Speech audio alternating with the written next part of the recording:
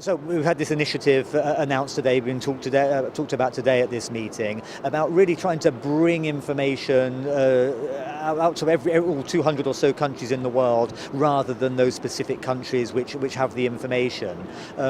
First of all, why the need for this, and how does the World Bank fit into this equation? I mean, to us it's absolutely evident. I'm working on the ground in 130 countries on climate change.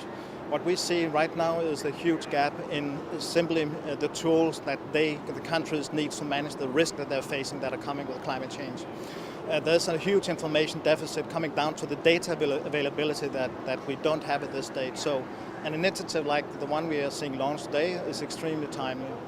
I would add more to that from an institutional point of view. We see our own mission for the World Bank Group being undermined in terms of our ability to alleviate poverty and fulfill our commitment to that agenda, simply because of the impact of climate change. We have made a survey in the bank which actually shows that 40% of our entire portfolio in the bank is exposed to climate change risk. For the water area alone, it's 50% of our portfolio, and that corresponds to $10 billion. So it's not so much an issue of whether it's sensitive to throw more money at this. It's simply also a clear-cut economic argument. The rate of return that we get from investments into climate services are very clear. What we've seen over recent years is, in context of Eastern Europe and Central Asia, a return rate between 20 and 30% on these investments. We see now through our pilot program on climate resilience also that all of the countries that are wanting to come into this $1 billion program for adaptation, all of them give priority to exactly building these capacities in the countries. They need to take informed decision making.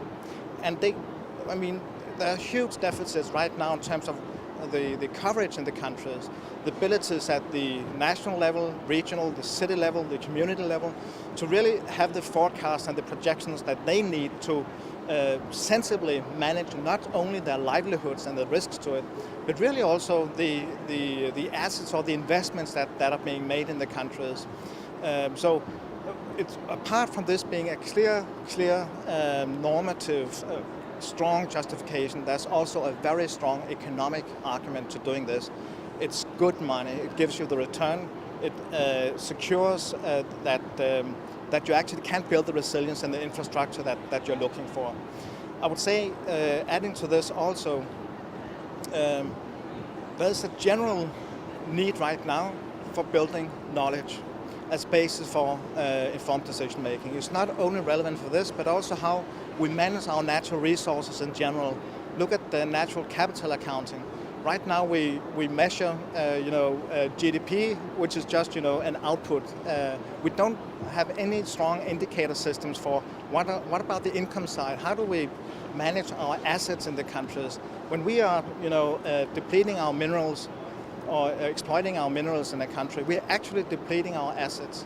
So what we hope also to get out of Rio is a clear commitment by 50 countries at least, and 50 private sector major groups that stepped up and say we need to build the methodologies that can give us the information on how do we value natural assets and how do we bring it into national income accounts. So you could say what is common and just underscores the relevance of also this initiative is informed decision making. Right now we don't have it. We have it in varying degrees, I would say, and we for sure don't have it sufficiently in the least developed countries and the most vulnerable countries that typically depend much more on natural assets than any other countries. It makes good sense. It does make sense not to invest in this at this stage. Yeah. I mean, standing here in Rio talking about this now, it does seem to be blatantly obvious. It does seem to be raw common sense in a way. But do you have a problem convincing some of the poorer countries, some of the developing countries that tend, perhaps politically at least, to live from day to day, not to invest in the long term, to perhaps look towards the next elections or sometimes simply the next week and staying afloat? Absolutely. Absolutely, to the extent that one has to keep in mind these countries are facing several fundamental challenges that, of priorities that they want to address in combating poverty in general, creating jobs for the youth, building the infrastructure so the private sector can flourish and develop. So when you come with a, how should we say, kind of a technical perspective that you want to bring into this, you really need to have strong language on what is the benefit, why are we actually doing this? And then you come down to how strong a voice inside government do portfolios or ministries that carry this message, how strong a voice do they have? So you have these competing priorities of countries, but again, coming back to the pilot country for climate resilience, there we have seen the governments are recognizing this. I think there is a growing sense that facing this crisis also provides an opportunity, of course a need, but also an opportunity to look around and say, how can we do this better? How can we make this more sustainable? We see countries are recognizing that there are borders for growth. I mean, you cannot just do it without taking into consideration the impact on how you're harvesting your natural resources. So I think with time and with the right leadership from not only governments, but absolutely also the private sector, we can change, we can create a momentum, and Rio can contribute to this. So if we can get strong messages on natural capital accounting, on the need for financing climate information services system and this new global partnership initiated by the WMO, these are the kinds of the things that is useful to complement what happens in negotiation rooms. It's a dual approach. Inside, it's a particular environment, but outside, when you come to actions on the ground, things are moving, leaderships are stepping up among cities and communities and organizations as well. So this is one step on a long journey. The challenge is that time is running out. We know that we are facing extreme crisis on water, on food security, and biodiversity, and others, energy as well, of course. And these are intertwined. There's no single response, and it is an all-hands-on-deck issue. No single institution or group of institutions or single sectors, public or private, can do this on their own.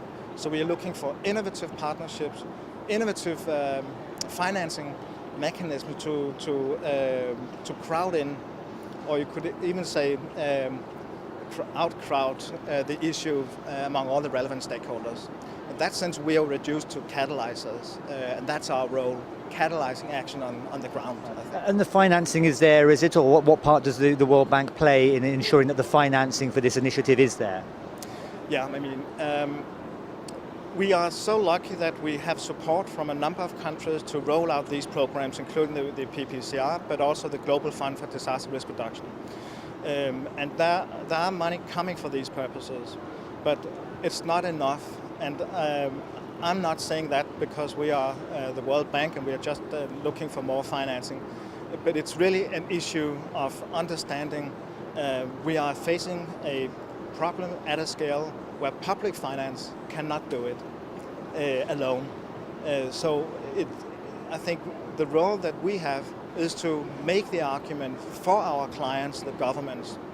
The need is there, the will to do this is there, but there's a potential gap in financing in making sure that we build this readiness in the countries for informed decision making. So I think we have an advocacy role, a facilitator role to make that happen, together with the UN agencies, by the way, and the private sector. Yeah.